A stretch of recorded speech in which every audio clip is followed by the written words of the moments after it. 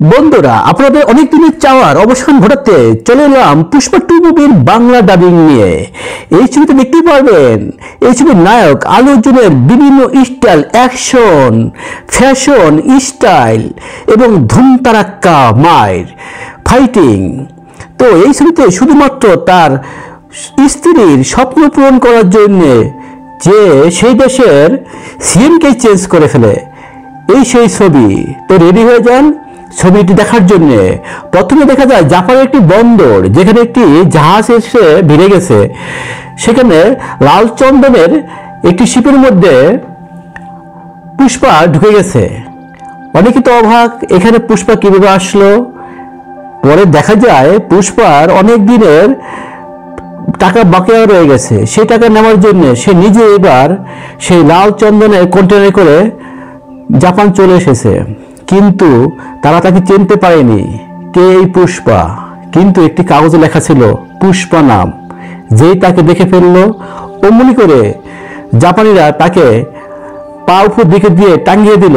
কিন্তু পুষ্পা তো হেরে যাওয়ার পাত্র না। চোখে নেই শালা, সে তো সবসময় ড্রেসিং এবং মারমুখী।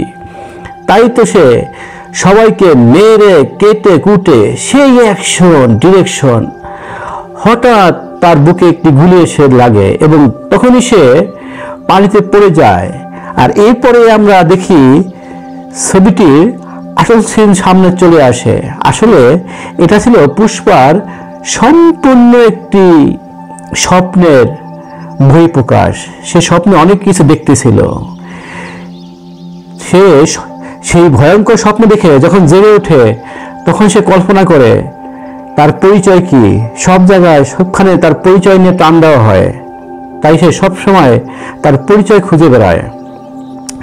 সেরকম একটি স্বপ্ন তাকে তাড়া করে বেড়াচ্ছিল।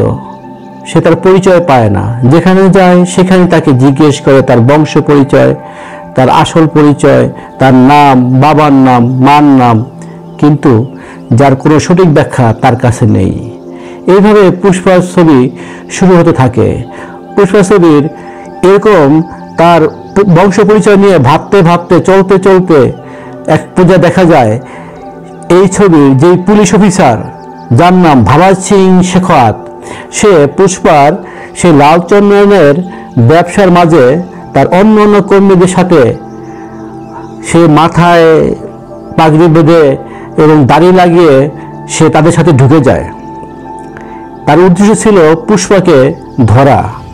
তাই সে যখনই সেই পুষ্পার কর্মীদের সাথে সেই চন্দন কাঠ কালেকশন করার জন্য জঙ্গলে ঢুকে যায়, সবাইকে সিস্টেমে একসাথে পেয়ে সেই শেখাওয়াত তার পুলিশ টিমকে খবর দেয় এবং সেই সময় সবাই চলে এসে সব কর্মীদের একসাথে পাকড়াও করে ফেলে। শেখাওয়াত অনেকদিন যাবত চাচ্ছিল পুষ্পাকে হাতে নাতে ধরতে, কিন্তু সঠিক কোনো এভিডেন্স না পাওয়ার কারণে কোনোভাবেই তাকে যেন ধরতে পারছিল না। এবার সে তাকে বাগে পেয়েছে। প্রত্যেকটি কর্মীকে এবার সে ধরে নিয়ে যায়। শুধু ধরে নিয়ে যায় না, তাদেরকে সে তার মন মতো মেরে পিটিয়ে একেবারে সারা বছরে সব সময়কার তার যে ক্ষোভ, পুষ্পের উপর তার যে ক্ষোভ, সম্পূর্ণ ক্ষোভ যেন সে ঢেলে দেয় তার এই কর্মীদের উপরে। আর তখনই এই ছবির মেন নায়ক পুষ্পার আবির্ভাব ঘটে। শেখাওয়াত যখন সব কর্মীকে এনে থানার লকারে বন্দি করে রাখে, তখনই পুষ্পা এসে চলে আসে এবং পুষ্পা এসে সেদিন সবাইকে তখন সে ছাড়াইতে চায়নি।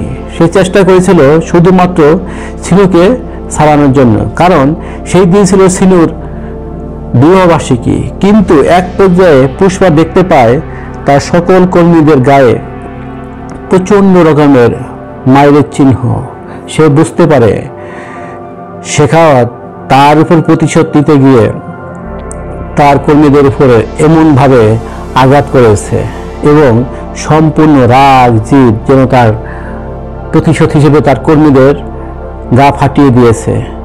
যাকে যেভাবে পেরেছে সেভাবে মারছে এবং বিভিন্নভাবে তাদের ক্ষতি করার চেষ্টা করেছে।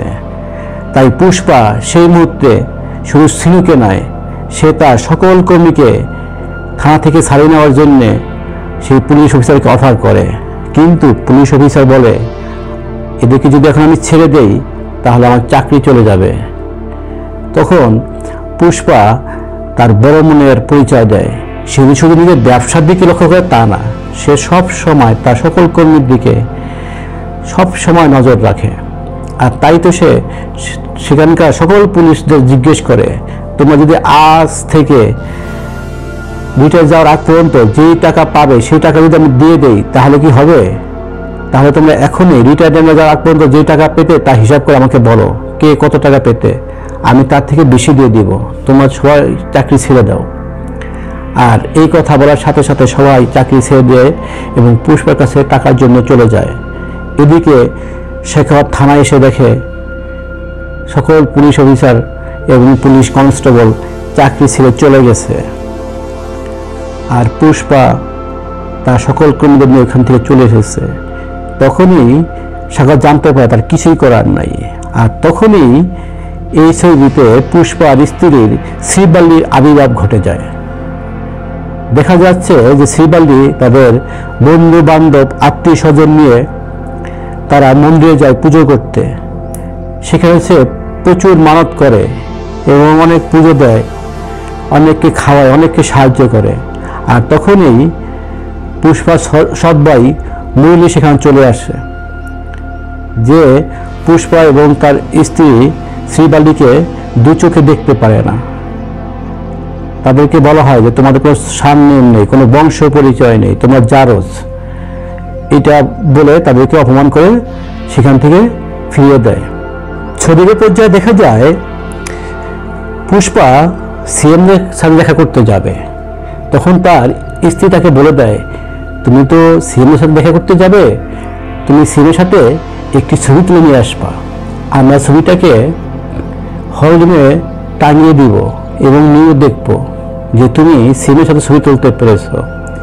যদিও পুষ্পা এই সিএমের দল চালানোর জন্য প্রচুর পরিমাণ ডোনেট করে থাকে, কিন্তু সিএমের সাথে যখন পুষ্পা ছবি তুলতে যায় তখন সিএম ডিনাই করে।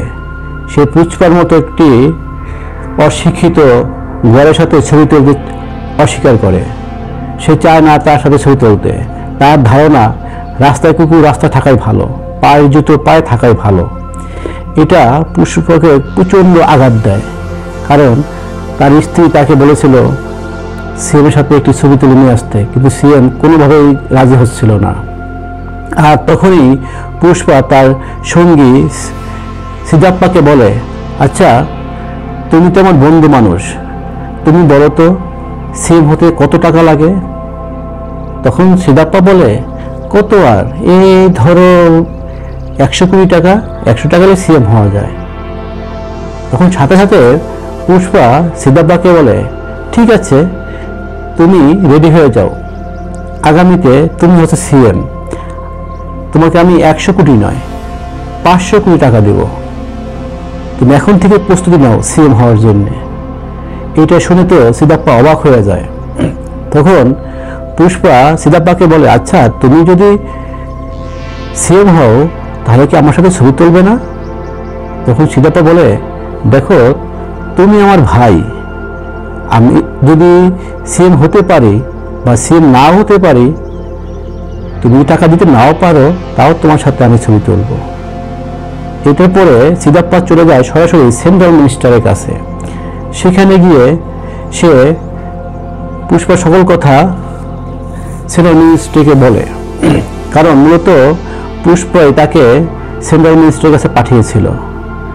এবং সেই সময় পুষ্পা সেন্ট্রাল মিনিস্টারকে একটি সোফা দান করে, যার মধ্যে 25 কোটি টাকা ছিল।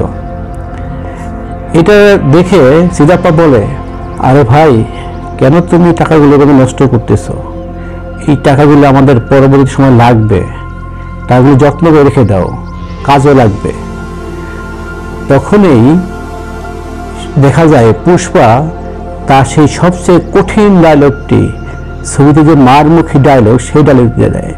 দেখো সিদ্ধাপ্পা, পুষ্পা এখন ন্যাশনাল নয়, সে এখন ইন্টারন্যাশনাল খেলাড়ি, সে এখন ইন্টারন্যাশনালভাবে খেলবে। সো তুমি কোনো চিন্তা করো না, তুমি ভবিষ্যৎ সিএম হওয়ার জন্য রেডি হয়ে যাও। তখন সে পুষ্পা সিদ্ধার্থকে বলে, দেখো আমি দেশের ভিতরে নুরুল খানের সাথে লাল চন্দনের যে বিজনেস করতাম, সেই বিজনেস করে ও আমাকে প্রতি টনে প্রায় 1 থেকে 1.5 কোটি টাকা দিত। কিন্তু আমি যদি এই চন্দনটাকে বিদেশে রপ্তানি করতে পারি তাহলে আমি এখানে অন্তত 2 থেকে 3 কোটি করে টাকা পাবো প্রতি টনে। সো টাকা নিয়ে তুমি ভেবো না, তুমি রেডি হয়ে যাও।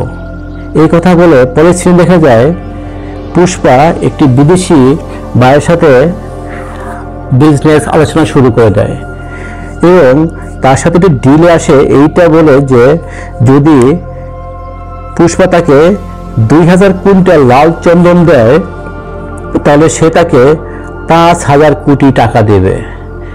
এই কথা শুনে তো পুষ্পার আর অন্যদিকে তাকানোর সময় থাকে না। সে তার মন্ত্রণালয়ে এবং তার গোত্রে চলে আসে। এখানে সে সবাই তার যে ডিলার আছে, তার যেই নেটওয়ার্ক আছে, সব জায়গায় বলে দেয় যে কোনো উপায় হোক তাকে 2000 কুইন্টাল লাল চন্দন জোগাড় করতে হবে। এবং সে র্যান্ডমলি এই লাল চন্দন ম্যাচ করার জন্য বের হয়ে যায়। আর তখনই এখানে আবির্ভাব ঘটে মঙ্গল সিনু ও তার স্ত্রীর। মঙ্গল সিনু পুষ্পার এই প্ল্যান জানতে পেরে যায় এবং তারা চেষ্টা করে পুষ্পার এই প্ল্যান যেভাবে হোক বানচাল করতে, এবং এই জন্য এটা সাখাওয়াতকে বলে দেয়। কারণ মঙ্গল সিনু নিজেই চায় তাদের যে সিন্ডিকেট আছে সেখানে সে প্রধান হতে।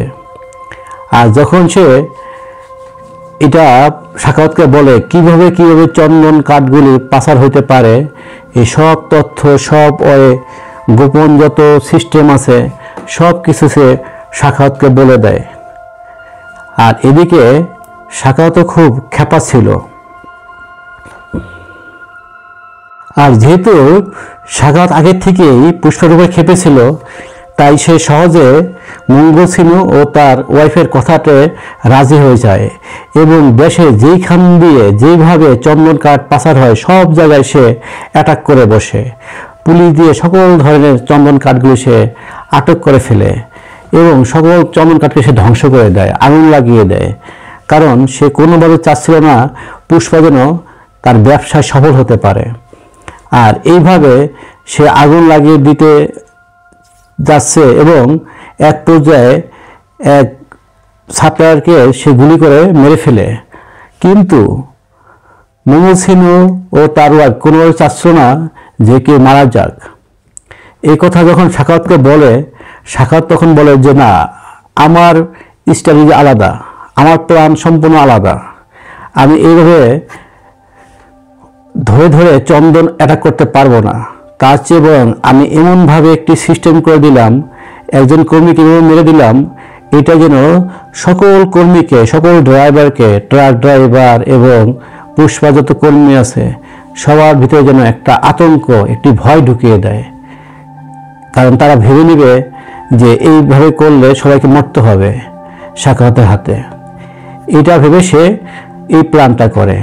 আর যখনই সেই মৃত লোকের অস্ট্রেলিয়া সবাই জড়ো হয়, শুধু পুষ্পা আসেনি, পুষ্পা ছাড়া সকল কর্মী এবং উপর মহলের সবাই ওই যে লোককে সাখাওয়াত গুলি করে মারে তার অস্ট্রেলিয়ায় সমবেত হয়।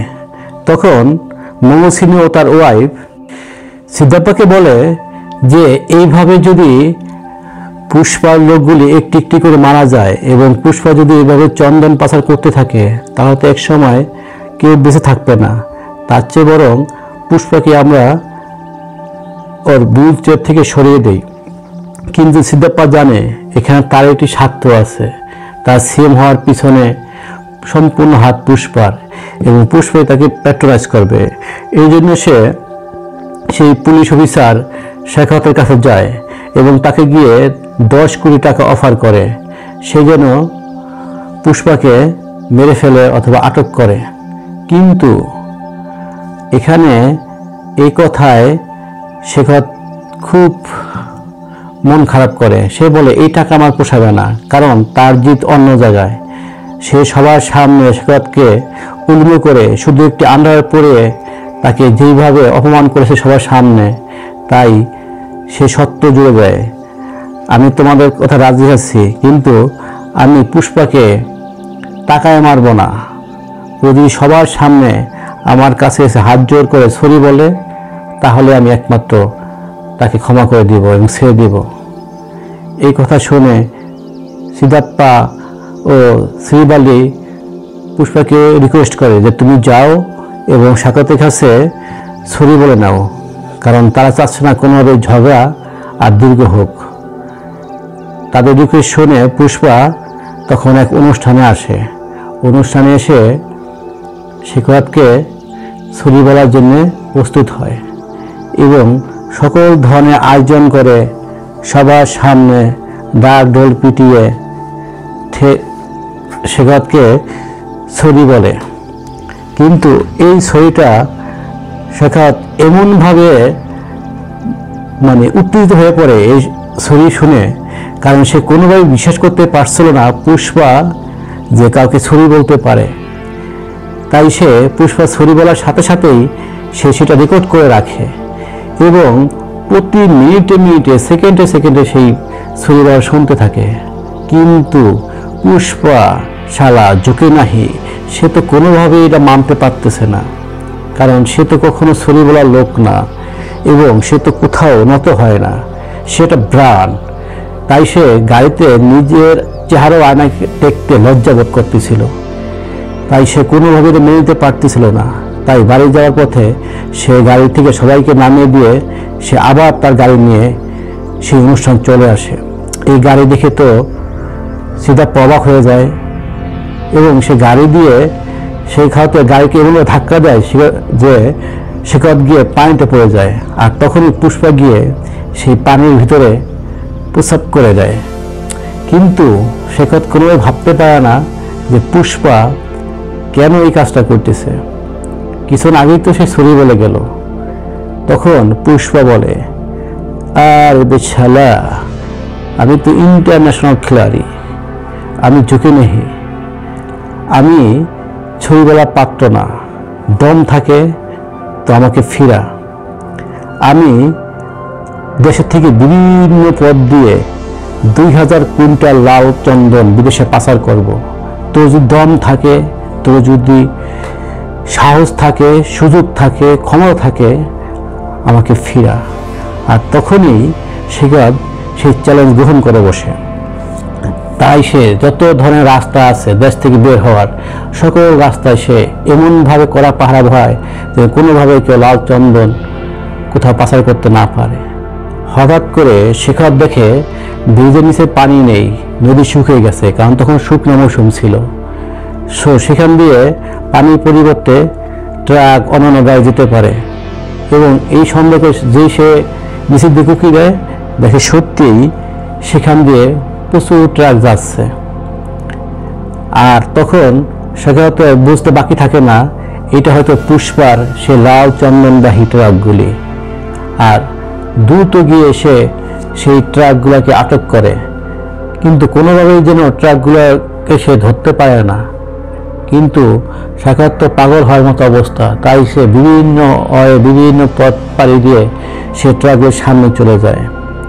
আর তখনই যে কোনো দুর্ঘটনা এড়ানোর জন্য পুষ্পা তার ড্রাইভারদের বলে, কারো যেন জীবনহানি না হয়, তোমার ট্রাকগুলি ছেড়ে লাফ দিয়ে সরে আসো এবং জীবন বাঁচাও। কারণ পুষ্পা তার কর্মীদের প্রচণ্ড ভালোবাসত, সে চায় না একটি সিঙ্গেল লোকের মৃত্যু হোক। আর যখন শেখাত সেই ট্রাকগুলিকে ধরতে পারে, সে একটি একটি করে বম মেরে, গ্রেনেড মেরে, গুলি করে সব চন্দন কাঠগুলিতে আগুন লাগিয়ে দেয় এবং সবগুলিকে আর বাকিগুলোকে সে জড়ো করে। কিন্তু একটা পর্যায়ে গিয়ে শেখাত দেখতে পারে এইগুলো আসল চন্দন না, নকল চন্দন। শেখাতকে বোকা বানানোর জন্যে পুষ্পা এই রাস্তা অবলম্বন করেছে। তখন পুষ্পা যেন ক্ষোভে, রাগে, জিদে পাগলের মতো অবস্থা এবং সে নাচতে নেচে বলে, আমি শুধু ফুল না, আমি শুধু বোকা হইনি, আরো দুজন বোকা হয়েছে, মঙ্গল সিনু ও তার ওয়াইফ, তারাও আমার সাথে বোকা হয়েছে, কারণ তারাও এই প্ল্যানের শরিক হয়েছিল। এই খুশিতে যেটাকে বলে পাগলের খুশি মনে মনে, সে কোনোভাবেই যেন পুষ্পার সাথে পেরে উঠতে পারতেছিল না। তখন সে পুষ্পা আবার তার সেই নতুন ডায়লগ দিয়ে ফিরে আসে। পুষ্পা কোনো ন্যাশনাল খিলাড়ি না, পুষ্পা কোনো ফুল না, দাম নেই ছালা, পারলে সামনে আস, লেগে দেখা, আমার 2,000 কুইন্টাল লাল চন্দন বিদেশে যাবেই। আর এমন অবস্থায় পর্যায়ে দেখা যায় পুষ্পা এবং শ্রীবল্লী একটি অনুষ্ঠানে আসে। অনুষ্ঠানে এসে হালকা নাচার সময় শ্রীবল্লী হঠাৎ করে অসুস্থ হয়ে পড়ে যায়। আর তখন পাশে থাকা বৃদ্ধ মাসি এসে বলে, শ্রীবল্লী তো বাচ্চা সম্ভব, তার বাচ্চা হবে। এই খুশিতে, এই আনন্দে পুষ্পা এত বেশি মাপে বিনীত হয়ে যায়, সাথে সাথে সে একটি দেবীর রূপ ধারণ করে এবং যার আর পর নাই, যে খুশি আর কোনো সীমা নাই, সেইভাবে সে রূপ ধারণ করে সে নাচতে থাকে, গাইতে থাকে। তখন শ্রীবল্লী তাকে জিজ্ঞেস করে, তুমি কেন এরকম করতেছো? তখন পুষ্পা তাকে বলে, এই আনন্দের কোনো সীমা নাই, এটা বর্ণনা দেওয়া যাবে না। আজকে যেন কি খুশি তা একমাত্র ভগবানই জানে।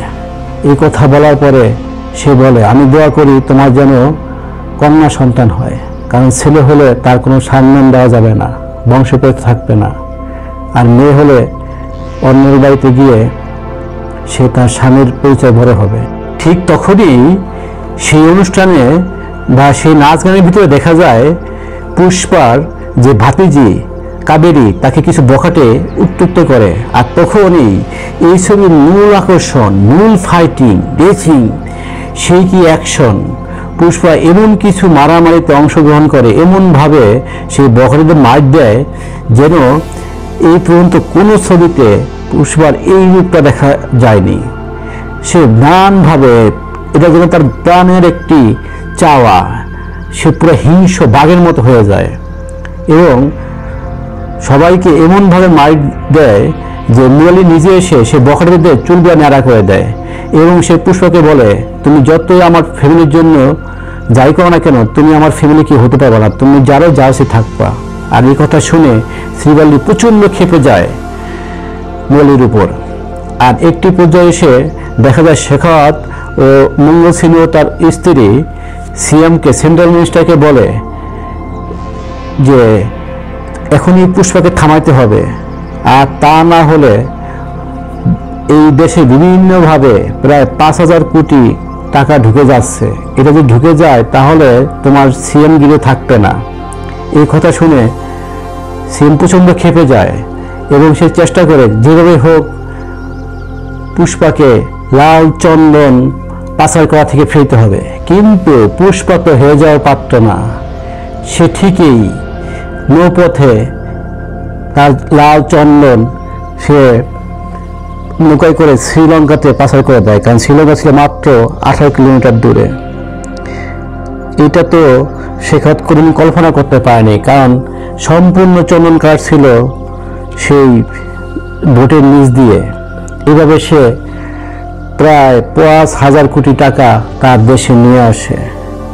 আর এই রাগে শোকে একেবারে সাখাওয়াত সেই তার মানে 2 নম্বর লাল যে চন্দনগুলি সে ধরেছিল সেইগুলোর ভিতরে ঢুকে সে নিজে নিজে আগুন ধরিয়ে তার ভিতরে থেকে যায় এবং মৃত্যুবরণ করে। যদিও ছবিতে সেক্ষেত্রে মৃত্যুটিকে দেখানো হয়নি, যেটা আমাদের দর্শকদের জন্য অনেকটা মানে কল্পনার ভিতরে রেখে দেওয়া হয়েছিল। এইভাবে ছবিতে সাক্ষাতের অবসান ঘটে। আর এই পর্যায়ে দেখা যায় যে নতুন যে সিএম সিদাপ্পা, সে নতুনভাবে সে পুষ্পা বাড়িতে ঠিক 24 তারিখে তার বাসায় দাওয়াতে চলে আসে এবং পুষ্পার সাথে নাচ গান করে খাওয়া দাওয়া করে সে সারাটা দিন পার করতেছিল এবং সেই পুষ্পার স্ত্রীর সেই শখ ছবি তোলার জন্যে সে পুষ্পার সাথে দাঁড়িয়ে যায়। তখন সিদ্ধাপ্পা পুষ্পার স্ত্রী শ্রীবলীকে বলে, শুধুমাত্র তোমার একটি ছবি তোলার শখের জন্যে আজ আমি সিএম। পুষ্পা পুরো দেশের সিএমকে চেঞ্জ করে ফেলেছে। শুধু তুমি যদি জিত না করতে যে তুমি একটি ছবি তুলবে সিএমের সাথে, তাহলে হয়তো আজকে আমি সিএম হতে পারতাম না। আর এরপরে সেখানে প্রচণ্ড রকমের নাচ গান, হাসি খুশি নানান আয়োজন শুরু হয়ে যায়। আর এক পর্যায়ে দেখা যায় সেই পুষ্পার সৎ ভাইয়ের স্ত্রী অর্থাৎ মুরালির স্ত্রী পুষ্পার বাসায় চলে আসে এবং বলে যে তোমার ভাতিজি কাবেরীকে কিছু বদমাইশ তুলে নিয়ে গেছে এবং তারা 2 কোটি টাকা দাবি করতেছে তাকে ছেড়ে দেওয়ার জন্য।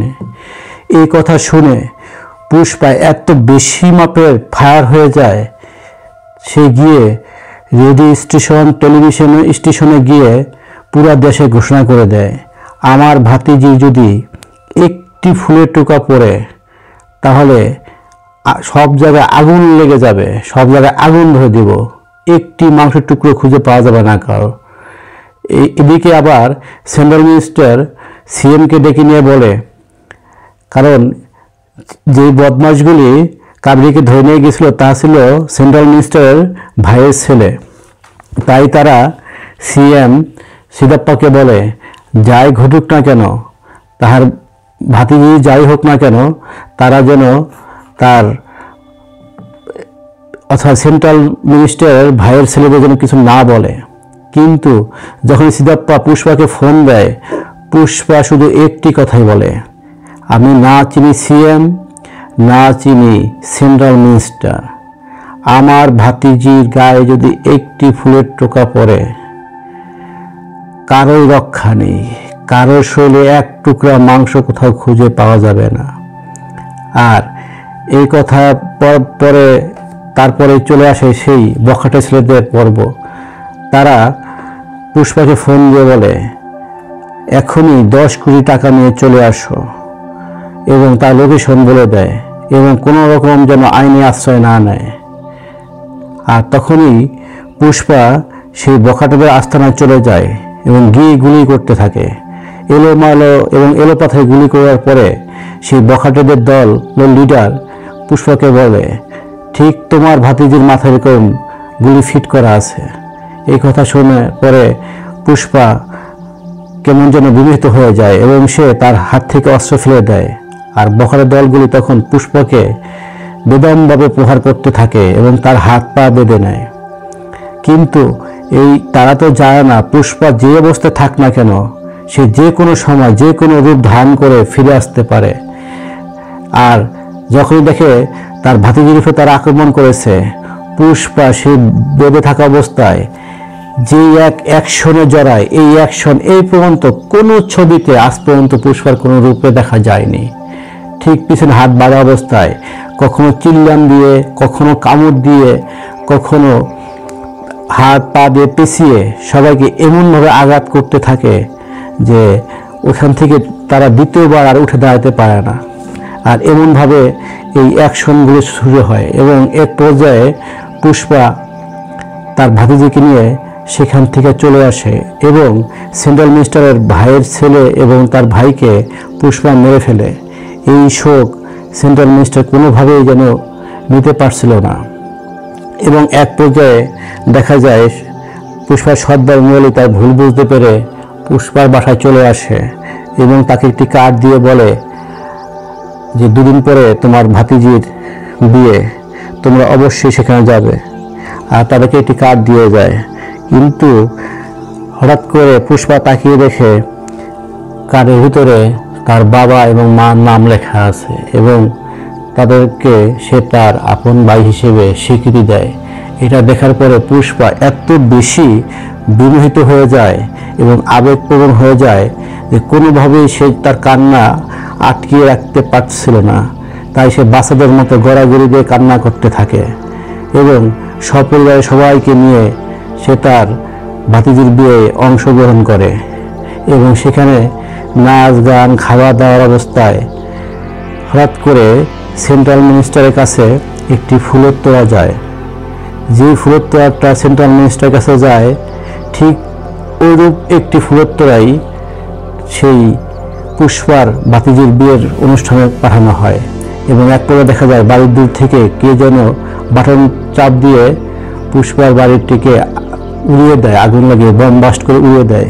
কে বা কারা দিয়েছে এটা কেউ বুঝতে পারে না। এভাবেই ছবিটা শেষ হয়। তো বন্ধুরা, ছবিটা ভালো লাগলে একটি লাইক, কমেন্ট, শেয়ার করে দেবেন এবং সবাই ভালো থাকবেন। Thank you.